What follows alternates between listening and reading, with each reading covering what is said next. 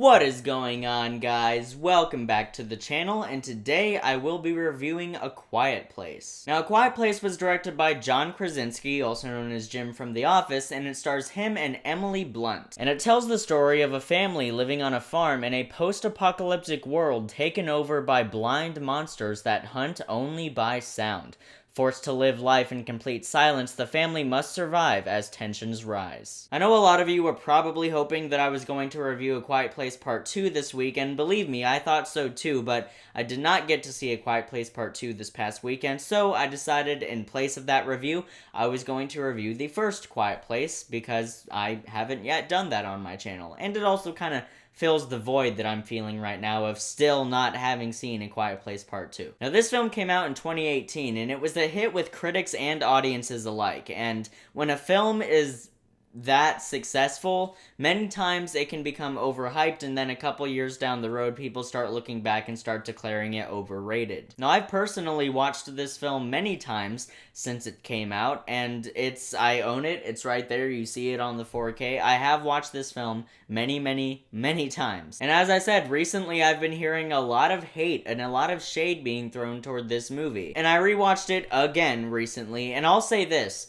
perhaps the movie was overhyped, but I still do not think that it is overrated in the least. This is a masterfully directed movie, especially when compared to other horror films that have been coming out recently and just modern day horror in general. This stands out as one of the much better directed ones. Krasinski's use of movement and framing and the way he maneuvers the camera around the sets that he was given is truly mind-blowing. He milks every last drop of energy that he possibly can from each and every one of these scenes. And the performances are also incredible, and this is actually the one thing where I haven't really ever heard anybody say that any of the performances in this movie were bad. Even people who don't like this movie still say that the performances were good, like the actors did a good job. John Krasinski is great in this movie. Now, I am a massive fan of The Office, and Jim is my favorite character from The Office. Well, Jim, Pam, it's always a toss-up between Jim and Pam, and I think you can understand why. But the thing is, I was so used to Krasinski for his comedy, and so I was curious about how he was going to be in a very serious, grounded horror film. And thankfully, all those worries went away the first time I watched this film, and even now, still, he gives a great performance. But by far, the best performance in this movie is given by the one and only Emily Blunt. Holy crap, Emily Blunt. There are certain things about the third act of this movie, well, really the second half of this movie entirely, that I really don't want to spoil. But there are some scenes that require so much facial acting out of an actor, and Emily Blunt knocked it out of the park. She gives an Oscar-worthy performance in this movie. I know the Oscars tend to look down on genre films, but Emily Blunt is Oscar-worthy in this film. It's an extremely suspenseful movie. A lot of that does have to go to the directing. This film, it's just non-stop suspense. Even that big portion of the second act that gives you time to, just kind of sit on the characters and have them resonate with you and kind of get a feel for how they've survived for so long. Even in those sections of the film, you're still overpowered by this constant feeling of dread because of the way the film opens. It's one of those aspects where the film really didn't hold back despite being PG-13. The opening scene of this film lets you know that these monsters will kill you without hesitation, and this is a cruel, much crueler world than they were living in before. I remember the first time I watched it, I was like, it's PG-13, it might get kind of intense, but it's not like they're gonna do that, right? Within the first 5 minutes of the film, they do it. They do the very thing that I was sure that they weren't going to do.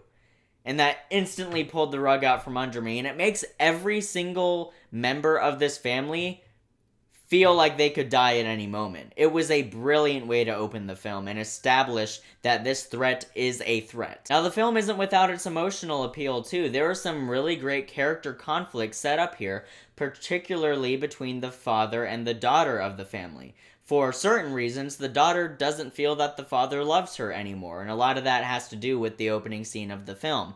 And that's the conflict, the dramatic conflict that really carries this whole movie and eventually makes the climax of the film much more powerful. And we'll talk more about that in a second, but what I really love that this movie did is in the second half of the film, and particularly in the third act, it finds ways to make each of these characters' worst fears about this world come true, which is brilliant. That is a genius idea for a horror film, to establish what each of these characters' worst fears probably are, and making them come true in the third act of the film. Now, even though I love this movie and I don't feel that it's overrated, I can still admit that this film is not flawless. There are some situations in the film that I feel could have been easily avoided, or at least could have been made much less difficult if the characters had just done something else rather than the thing they actually did. That's a very common thing in a lot of horror films. And there is also a questionable decision made by the mother and father in this movie. You don't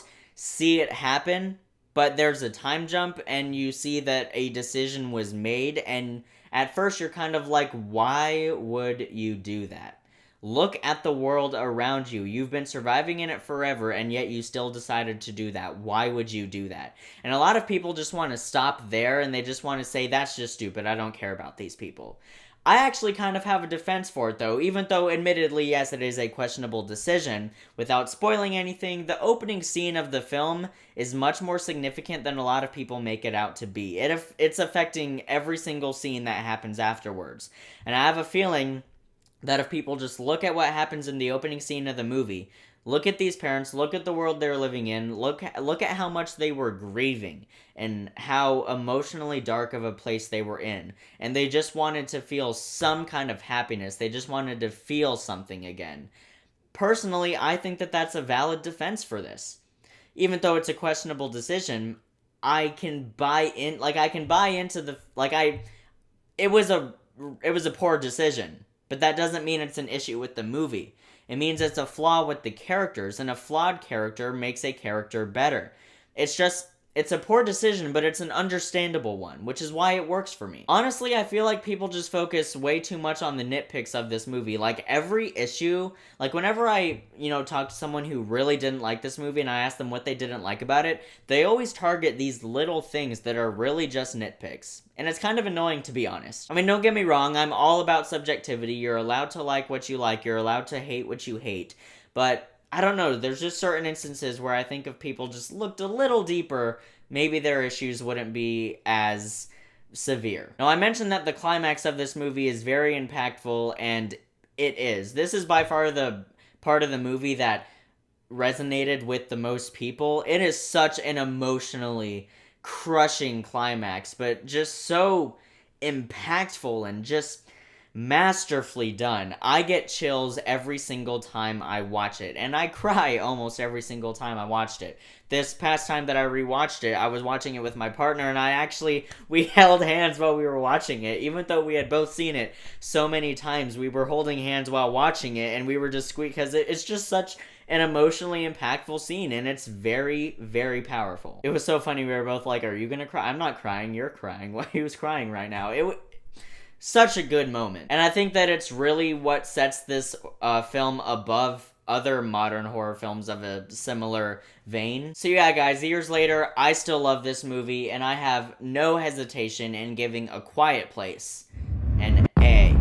I really hope I get to see A Quiet Place Part 2 soon. It is so important to me that I see that film in the theater. I do not want to watch that movie for the first time at home on a television screen. I need to see that on the big screen. That is so important to me, and I will definitely try to. I've recently started working my first job, so maybe I'll take a week's earnings and I'll go out and I will see it at the theater. Thanks so much for watching, guys. It really does mean a lot. I'll see you in the next video, and until then, keep writing, keep shooting, and keep editing.